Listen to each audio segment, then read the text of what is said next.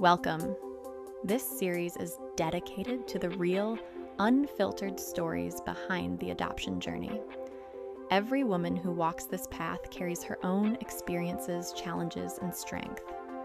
Through these conversations, we hope to create a space rooted in honesty, compassion, and self-love, where birth mothers can share what this journey truly looks like in all its complexity.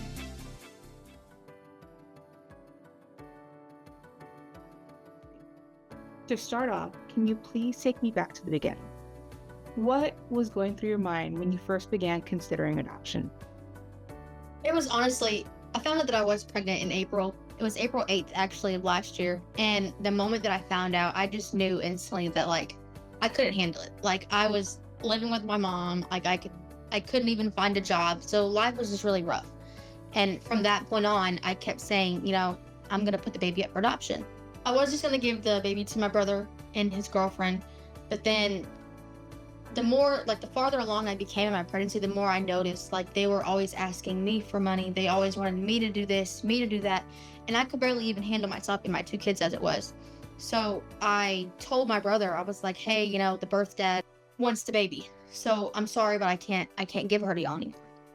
And he stopped talking to me, but that's besides the whole point. We're talking again anyways. But I didn't actually find adoption choices until my last month of pregnancy. I was just gonna wing it, and just once I got to the hospital, I was gonna be like, I can't keep her. I don't know what to do. But then I was like, I need to have at least part of a plan. Well, I looked up adoption places near me, and the first one that popped up was Adoption Choices of Kansas. Oh, wow. And literally the moment that I applied and I put all my information in, Heather texted me not even an hour later. She's a really good listener. She understood everything. She didn't judge me at all. And there's a lot of people that will judge you in this world. And then my mom, she wasn't too happy with it. She wanted to keep the baby, but my mom didn't even raise me or my brother. My grandma did. And then my grandma passed away, and then I ended up getting with my two kids' dad. I've been with him since I was 14. Then we broke up, and now I'm just kind of on my own, learning this whole life thing by myself. Heather, she stayed in contact. It was really easy going. I had no issues. She made me feel more comfortable with my choice. And for that, I will forever be grateful for it. She helped me plan the whole thing out. She let me do my own adoption. She let me pick it however I wanted to. And there was no judgment involved at all. And she agreed with my decisions. We got a little close. After I had the baby, the adoptive parents, they actually kept her full name. I chose the open adoption, so they text me all the time. They send me picture videos, all kinds of stuff just to update me on her life. They send me every one of her 1 month milestone, 2 month milestone. She's 3 months old now. They've sent me pictures, videos, everything. And they're just so excited to talk about me and my kids, because they talk about me and my kids all the time. And I love that so much. And Heather, she had sent me 4 or 5 different portfolios for different families. I texted Heather and I was like, this is the family I want. Something about them just clicks and I love it. And that's who I want to be raised by. She's like, well, just read through the other ones, and if that's still your choice, then we'll go with that choice. And Heather, actually, she was the one that ended up keeping it whenever I was in the middle of picking which family she goes to. And since she got so close, I also let her have a say-so in who she went to. So if she didn't want to, it was no problem. It's okay, but I would prefer her to, because I was with her till she was almost a month old. And me and Heather had both agreed that the family that I wanted to go to. And that's exactly how that went. Now we text every day. They send me pictures every day. And Heather, she's such a godsend. They have this thing, I don't exactly remember what they called it, but they help the birth mother get on their feet. Yes. And they budgeted me, and that helped me out a lot. I was working at Subway, and I was bringing home $300 every 2 weeks. That's nothing. And they helped me pay for my car to get fixed. They helped me pay for my car to get the license plates on it. They helped me with Christmas presents for my sons out of my budgeting money to give my kids a Christmas that I couldn't give them.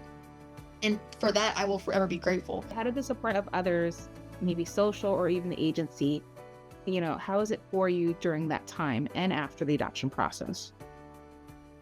I wasn't really all that sad. Of course I'm sad, but part of me, I take away my sadness whenever I think about the life that I could have given her versus the life that she's going to have. How did you choose the adoptive family? I was in varsity cheerleading. I was a varsity volleyball player. So it happens that Siobhan, she was a cheerleader, and Wesley, he does dance, he does volleyball, he does cheerleading. So it kind of just matched. It kind of fit, and they made it so much easier. Infertility is a real thing. Some women, they can try IVF, they can do surrogacy, they can do anything, and sometimes it still just won't work. Yeah. And Siobhan, she had found out when she was so much younger, and in her portfolio it stated her dream is to be a mother, and I was able to make that dream come true. And I just felt like it was best. Like, if I can't take care of myself and my 2 kids as it is, then I'm not going to be able to take care of a newborn. It's a lot harder and a lot more expensive to take care of a newborn than it is a 7-year-old and a 5-year-old. What has life been like emotionally after placement? It doesn't make me sad. It makes me more relieved that she'll have a better life with them versus what she would have had with me. I have this notebook, and I bought it 2 days before I ended up in the hospital, and I write her little notes in it every time I think about her. And I've just been doing that since I had her in December. Heather had explained to me that whenever she turns, I think it was 12 or 14, she has the option if she wants to know her birth mother or if she chooses not to. And if she chooses to know her birth mother, then I was going to give her the letters and all the things that I've written, like the thoughts that I've had within myself, and then thoughts about her and her life and how her life would have been with me versus how it is with them. I was just explaining myself as to why I did what I did. Any advice that maybe you can give a birth mother that's struggling with this idea? It really depends on your mindset. It really does. Like in the hospital, I had my thoughts, what if I do want to keep her? I had that. This is going to sound so bad. Every mom is different. My whole pregnancy, I didn't really have a connection with her. Like, it didn't feel right. It didn't feel normal, because I was with my kids' dad for 7 years before we broke up. And that's a family. And me, as bad as it sounds, I didn't know who the dad was. I went through a phase in my life where everything just came crashing down, and everything involving myself came crashing down too. And my 2 kids, they know their father, they know their mother. If you knew how my kids' dad's family was, it'd be a little bit more understandable. They'd really be really judgmental. Like, oh, she doesn't have a dad. These 2 boys have a dad. Oh, you don't know who their dad is. And that was another one of my biggest things, was like, if I don't know who her dad is, I won't have the help that I need at all, even if it came down to me keeping her. So it just made me feel like it was just my best option. I dealt with postpartum depression with both of my boys. And then they put me on so many different prescriptions, and none of them did anything to me. And then they put me on Abilify. Everything it kind of makes my mind just go completely blank. So like when I have thoughts about her, or just when I'm sad in general about how things would have been, how our connection would have been, I take my medicine. I don't take it every day like I'm supposed to, because I don't want to like depend on that medicine. So I just take it when I have days where I feel upset, or I feel sad, or I feel overwhelmed, and it kind of just mellows me out, it calms me down.